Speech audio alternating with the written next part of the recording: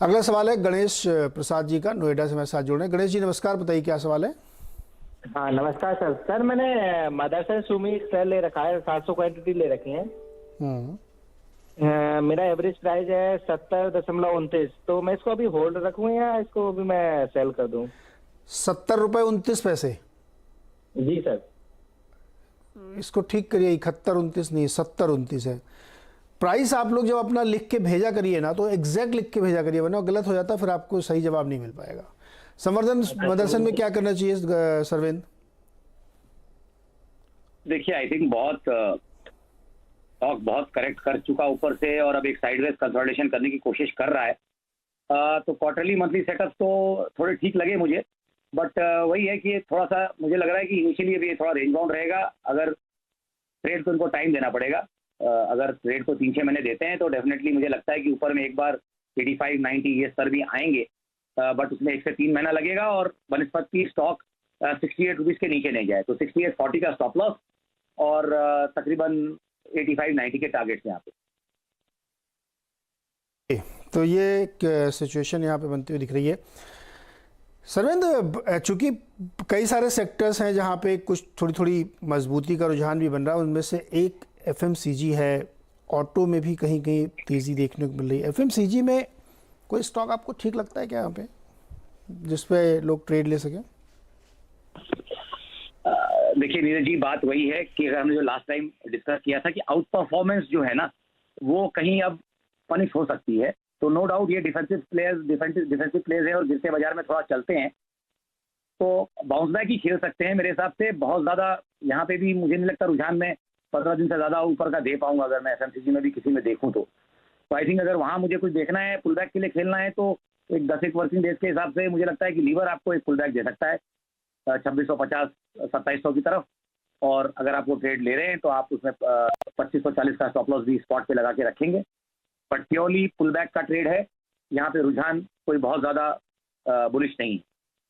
चलिए अब हम एक बड़ी खबर की तरफ चलते हैं। जो अभी हमने जिक्र किया कि वोडाफोन में एक खबर है, और हमारे जो दिल्ली के सहयोगी हैं जो कंपनी को, इस सेक्टर को करीब से कवर कर रहे हैं, असीम भाई बताइए क्या खबर आ गई है।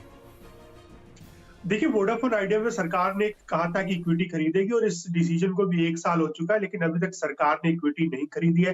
तो हमें सूत्रों के हवाले से जानकारी मिल रही है, मंगलवार को कुमार मंगलम बिरला ने जो टेलीकॉम मंत्री अश्विनी वैष्णव है उनसे मुलाकात की। उनसे कहा कि आप इक्विटी खरीदने में जल्दी कीजिए, क्योंकि सारी मंजूरियां जो है सरकार ले चुकी है, लेकिन अभी तक इक्विटी खरीदने को लेकर के फाइनल फैसला नहीं हुआ है। क्योंकि सरकार ये चाहती है कि कंपनी पहले खुद दिखाए, कि कंपनी इसमें प्रमोटर्स खुद दिखाए कि वो इस कंपनी में इंटरेस्टेड है, इसमें इन्वेस्ट करना चाहते हैं।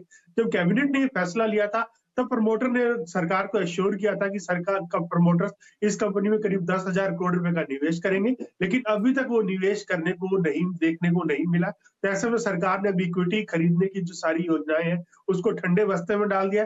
और मंगलवार को जब ये मुलाकात हुई दोनों के बीच में, बैठक में, बातचीत में, जो मैं सूत्रों वाले से जानकारी मिल रही है कि डिस्कशन हुआ कि सरकार इक्विटी क्यों नहीं खरीद रही है, तो सरकार ने प्रमोटर्स को सीधे सीधे साफ शब्दों में कहा, जब तक प्रमोटर इस कंपनी में इन्वेस्टमेंट नहीं करेंगे तब तक सरकार इक्विटी जो है नहीं खरीदेगी। तो कुल मिलाकर के वोडाफोन आइडिया में सरकार का इक्विटी खरीदने का प्लान जो है वो डिटेल हो सकता है। 2 सवाल और असीम। एक तो मुझे बताइए, आप बहुत लंबे तजुर्बे के साथ इस सेक्टर को कवर कर रहे हैं, इस कंपनी को ट्रैक कर रहे हैं, क्या आपको लगता है कि अब ये ठंडे बस्ते में नहीं, ये हमेशा हमेशा के लिए चला गया, सरकार का कोई इरादा नहीं लेने का?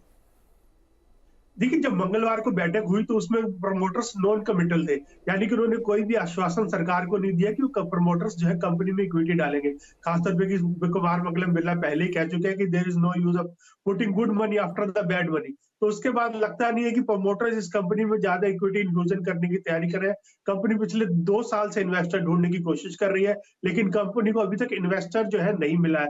इन्वेस्टर ये चाहते हैं कि पहले सरकार इक्विटी खरीदे, उसके बाद ही वो वहां पर अपना हाथ लगाए, लेकिन सरकार ये चाहती है कि पहले प्रमोटर्स इक्विटी इंक्लूजन करे, उसके बाद सरकार जो है सरकार इक्विटी खरीदे। तो कुल मिलाकर के एक ये डेडलॉक जो है पिछले 6 महीने से बना हुआ है। तो सूत्र के हवाले से जानकारी मिल रही है कि मई में सारे अप्रूवल सरकार ने ले लिए थे, सेबी का अप्रूवल आ गया था, फाइनेंस मिनिस्ट्री का अप्रूवल आ गया था, लेकिन उसके बावजूद ये डेडलॉक जो है अभी तक बना हुआ है, आगे कोई बातचीत नहीं बढ़ी है। तो कुमार मंगलम बिरला यही चाहते थे कि मिलकर के इसको इश्यू को सॉर्ट आउट किया जाए, लेकिन अभी तक ये इशू वहीं का वहीं स्टैंड कर रहा है।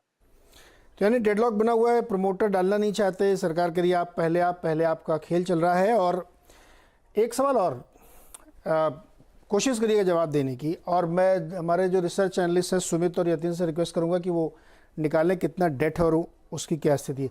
ये जो बहुत कोई ऐसी संभावना है कि ये डेट वेट नहीं दे पाएंगे तो और मुश्किल खड़ी होगी बैंकों के लिए, तमाम कंपनीज के लिए? देखिए, अगर गोल्डमैन सैक्स की रिपोर्ट की बात करूं तो कंपनी को सितंबर तक 6600 करोड़ रुपए का शॉर्टफॉल होगा, यानी कि वो बैंकों की पेमेंट नहीं कर पाएगी। कुछ पेमेंट्स कंपनी की जनवरी और फरवरी में भी ड्यूज है। अगर सरकार अगले 1 से 2 महीने में इक्विटी नहीं खरीदती है तो यहाँ पे डिफॉल्ट होने का भी खतरा है।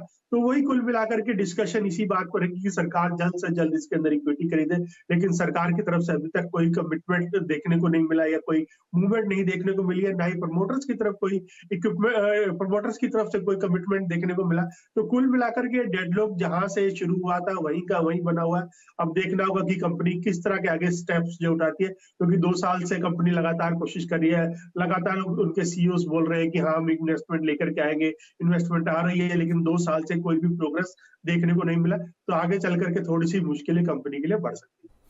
ओके, तो कंपनी के सामने बड़ी मुश्किल है, डिफॉल्ट भी हो सकता है, ऐसा रिपोर्ट में लिखा हुआ है और बता रहे हैं असीम। तो और ये डेडलॉक अगर नहीं टूटा तो बहुत मुश्किल होगी और इसके फिर रिपल इफेक्ट्स होंगे, बैंक्स की तरफ भी ये आंच पहुंचेगी।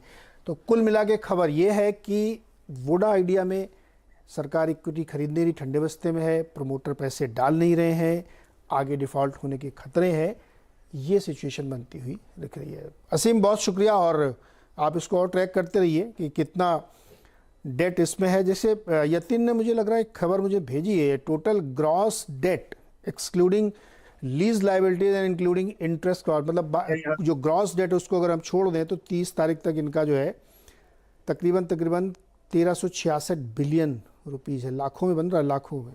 बता दें कि मनी कंट्रोल पर दिए गए विचार एक्सपर्ट्स के अपने निजी विचार होते हैं। वेबसाइट या मैनेजमेंट इसके लिए उत्तरदायी नहीं है। यूजर्स को मनी कंट्रोल की सलाह है कि कोई भी निवेश निर्णय लेने से पहले सर्टिफाइड एक्सपर्ट की सलाह लें।